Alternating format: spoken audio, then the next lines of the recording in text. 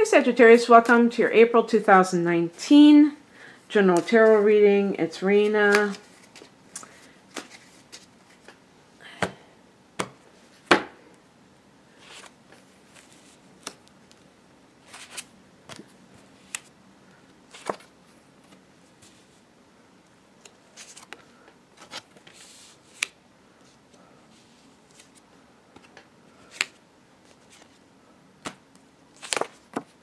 Wow, a lot of major arcana cards.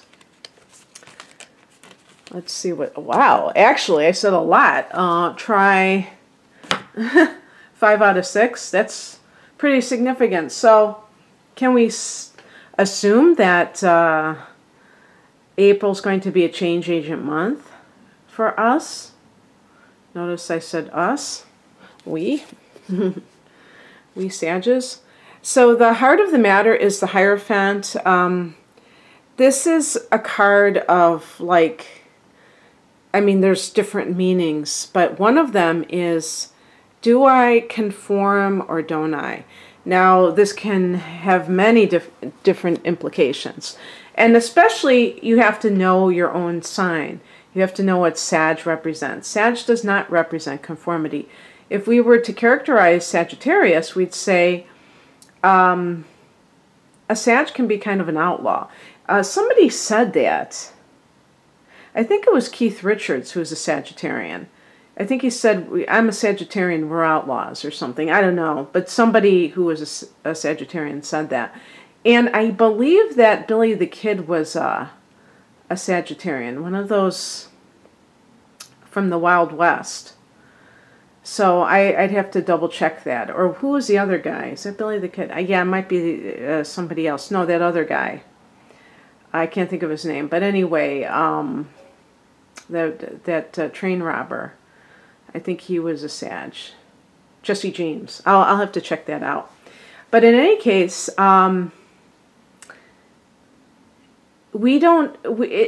it's not about being a rebel without a cause. It's about marching to our own drummer. We could say that also about Aquarius in particular.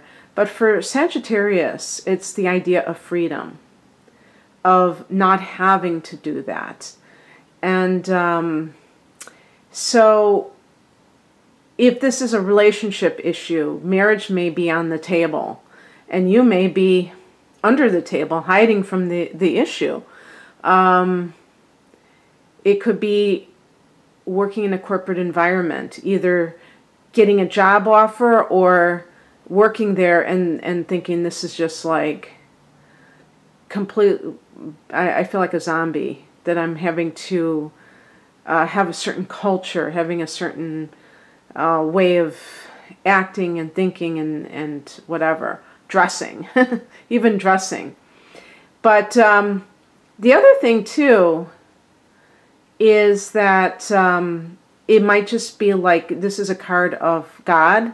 I always say this should be Sagittarius because of what it represents. Higher education, higher, you know, the clergy and stuff like that. That sounds like the 9th house. So what is Taurus doing there? Taurus is connected to this card. And maybe you know a Taurus person that is featured in your life right now. But there could be something where you feel like your sense of self is threatened.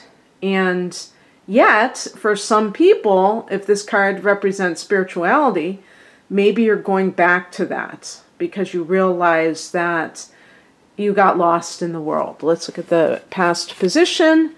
And we did get the 10 of Wands. I think I got this for Aries as well.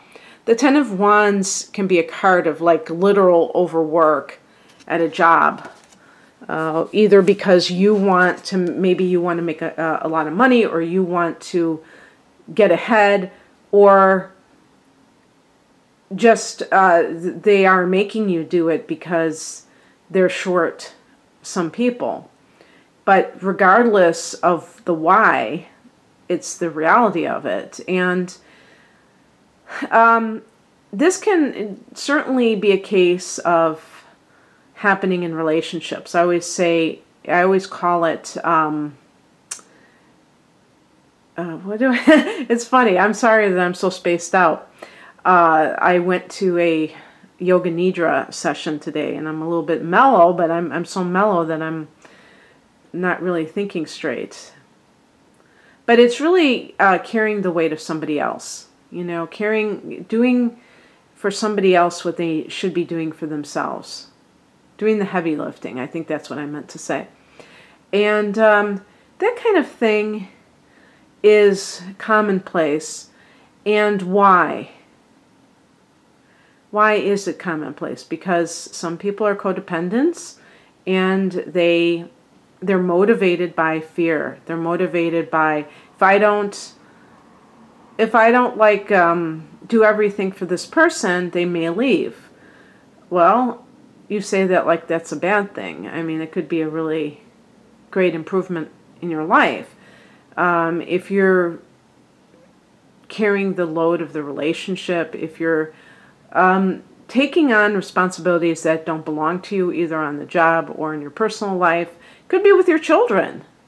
Maybe you've never taught your children how to do tasks around the house, and you're already working, and then you come home and you have to do that, but for some reason you're afraid to kind of rock the boat. And that's one of the, unfortunate things sometimes with parents, is that it's not so much that they want to spoil their children, but they start when they're young, or they don't start when they're young, teaching them how to do things, and then by the time they're teenagers, they're still not doing anything, and then you feel like all hell will break loose if you ask them to wash the dishes or something. So somehow you're feeling that, and the Hierophant, this could also be marrying for convenience. Marrying because you don't want to have to work so hard, work two jobs to support your children. Maybe you're a single parent, and you figure this is a way out of the situation. It could be that as well. Let's just keep going.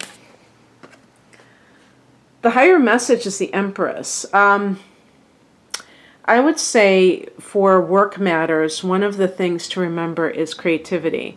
This is Venus. You see Venus there? This card connects to the planet Venus. And Venus is about art. Of course, it's about love too. But Venus is about beauty, art, and love.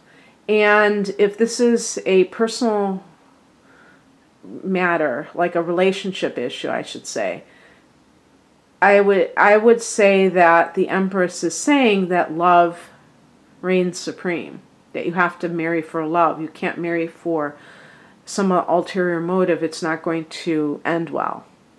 If this is a job with a corporate type of a feel to it, the Empress is about being creative, being an artist, and honoring the artist within you. So that would suggest that maybe this isn't, you're not aligned with your purpose here, that you are trying to fit in, you're trying to conform. I think that's a very strong message here. Because the Ten of Wands, we don't have to even take it literally about working overtime, working hard. This could be a card of like doing that, working overtime, and it's leading to burnout if you're not careful. But this, to me, this card reminds me of Esther Hicks when she talks about going upstream, where you're working, but it seems like there's this force that is kind of pushing back on you. And basically this card to me says if you don't love what you're doing, it will create a lot of resistance in your life. And maybe it won't do that at first. Maybe there are times when we have to work a job that we don't like for very basic reasons, because we need to pay the bills, we need to do it. But you know what? It can get into a rut, and you never kind of like leave that situation.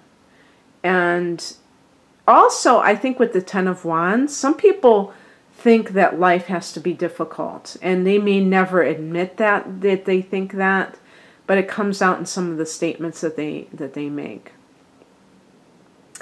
And it's like when you're creative, it's like back when you were a child, when you were finger painting, or you were, you know, coloring, and I could see why somebody would say, this isn't work, because it's too much fun. I feel too free. I feel like too autonomous. I can decide what I'm going to do. If I'm a writer, I can decide what this character is going to do next. I really think writing, for people who are talented in that area, is really, to me, connected to the law of attraction, because it's like you can create your own world with certain characters, and you can like order them to do certain things. And it's I can't remember if that was, I was thinking of Woody Allen, who happens to be a Sagittarian too, and Annie Hall, if it was that movie where he said, in one of my favorite movies, where he was talking about how he ended the movie. It was like kind of a movie within a movie in a sense. And he said, you know, when you're a writer, you can decide how the movie ends. You know, does the guy get the girl? And something like that, you know. And I always thought about that, because that's so true. And so your ability to have faith in your talent is important, or anything else. If you want to become a parent, the Empress is about the mother, the Earth Mother, you know, specifically. And again, it can connect to Taurus and Libra, but we have the Hierophant connecting to Taurus, so there could be a strong Taurus energy with these cards too. But if, like, for instance, you want to be a stay-at-home mother, and society tells you that it's like, oh no, that's like an antiquated thing to do, you need to have a career, but that feels to you like a burden, then you have to go against the grain, and you can't allow somebody to tell you what to do. And yeah, let's just keep going. What crosses you is the Lover's card. This card connects to Gemini, your opposite sign. But as a challenge card, this is a card of choice. And so it could be that you're having a difficult time making a choice in your life. You know, maybe there's a new love in your life and you're married. That could possibly be. But if this is something to do with like a job situation or a career situation, you may be kind of addicted to the money, because if it's in that kind of an environment, the Hierophant I could see too being a government job. And government jobs, I think, typically don't pay as much as corporate gigs, but they still pay pretty darn well, and I'm sure they have pretty good benefits. And if you're when I said benefits, I was like, oh gosh, you know, how many Sagittarians would just jump at benefits? But you know, if you are somebody who has, maybe you have the moon in Cancer as a Sag, or the moon in Taurus, or I'm thinking of security-minded signs, or you have inner planets in Capricorn, maybe even the moon in Capricorn, inner planets in Capricorn, Venus and or Mars or Mercury. You may be kind of enamored by government types of jobs, because it's, yeah, I could see that with the Hierophant, like a hierarchy, because it denotes something very stable, something tried and true. If you were to be an artist, that would be very shaky ground, perhaps. And not all Sagittarians are the same. Some of us are, you know, going to be more adventurous, and some are going to be more cautious. And that's due to both your astrological makeup overall, as well as your childhood, or maybe even past lives, what kind of trends you have with money and things like that. So that can indicate that it's hard for you to make that choice.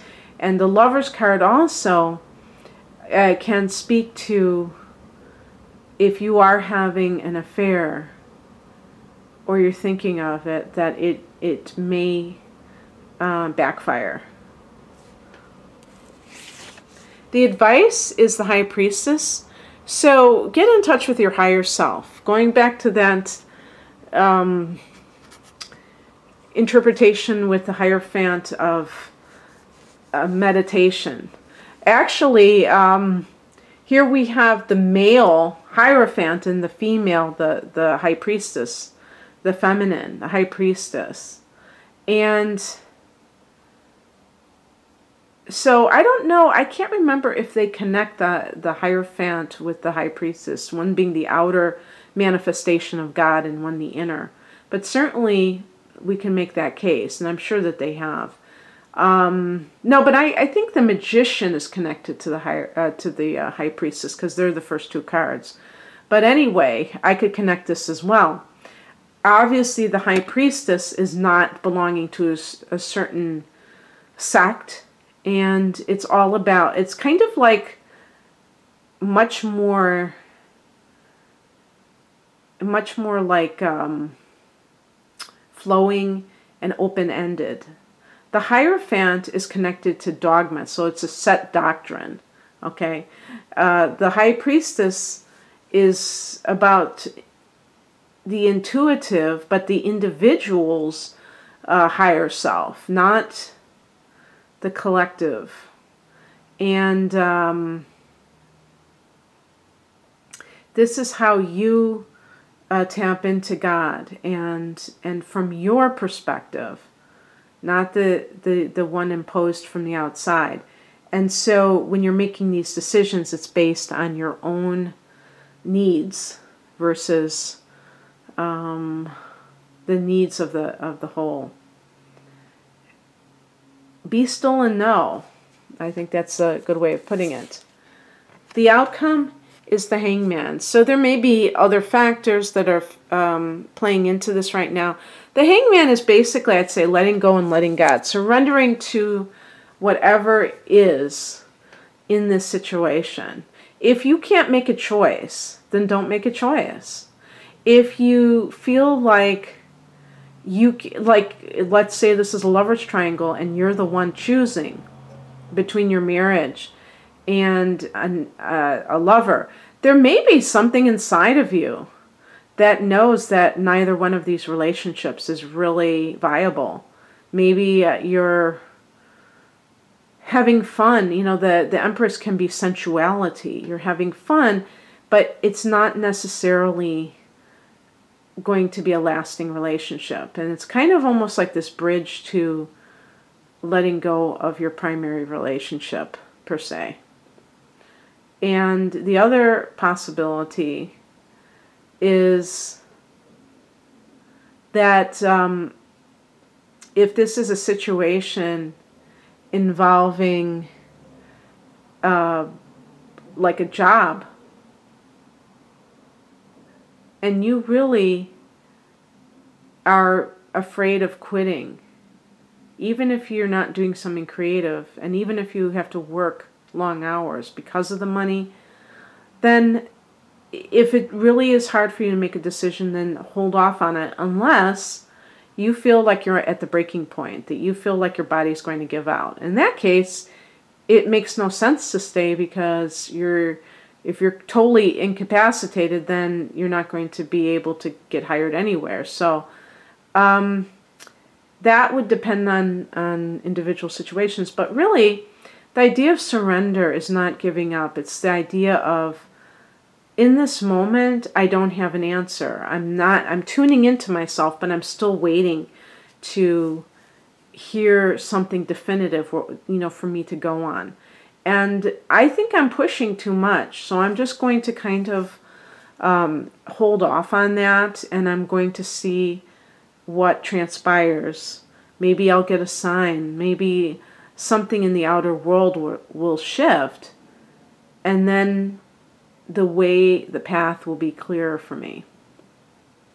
But I will say, Sag, that I think that this is a time of, great change for you, because most of the month, for like almost the first 3 weeks, we have the sun in Aries, and that's a fellow fire sign, so it forms a friendly angle called a trine, and this is Sagittarius' 5th house, Aries. So this is the house of love and creativity. There you go. Ding, ding, ding. Both the things that I touched upon here. You know what? I'm just feeling this. I see my native spirit cards. For some reason, for you, Sag, maybe because this is for myself too, that I want a message. Maybe I'm being a little bit self-indulgent. I don't care. Let's see what comes up for us. White Buffalo. This is the native spirit deck. And I'm going to read from the booklet. Maybe it can give us a further message. Because I feel like if you get so many major arcana cards that we should take this seriously. Abundance and security are flowing into your life. All things are possible. Balance and harmony prevail. You may be called upon to stand up for others, but you can do this because you have the support of many beings in the spirit realm. So this is connecting with those maybe your spirit guides or crossover loved ones. The card relates to, I'll tell you what the White Buffalo relates to. In Native American traditions, there are prophecies about the coming of the White Buffalo, especially among the Lakota, Dakota, and Nakota, or the Sioux. You know, something you learn something new every day. I didn't know that there was a tribe called the Nakota, and that was the other another name for the Sioux. There's a legend that White Buffalo Calf Woman, a mystical being, came to the people a very long time ago when they were out of balance. She gifted the people with a sacred bundle containing the White Buffalo Calf Pipe to help restore the balance. Upon leaving, the White Buffalo Calf Woman prophesied that she will return at the end of an age, and that she will appear as a white buffalo calf. In recent times, white buffalo calves have been born, leading many to believe that this is the beginning of a new time. When this card chooses you, it's an honor, for it speaks of a time of miracles and balance in all things. Well, I think I have my title, Sag. A time of miracles and balance in all things. You are a channel for the greater forces of the universe. And we are Sage. With their help, all is possible. But without it, things can be a struggle. Surrender to support from the Great Spirit. You do not have to do everything alone. Okay, so that could be also the 10 of Wands, that you're feeling like you're taking it all on. And that, you know, another thing about this High Priestess, ask and it will be given. And I think that's what prayer really is. But people have kind of turned prayer into begging in a way, because it's all about the intention. If you are asking as a co-creator of the universe for something, it's a lot different than feeling desperate and feeling like you're at the end of your rope.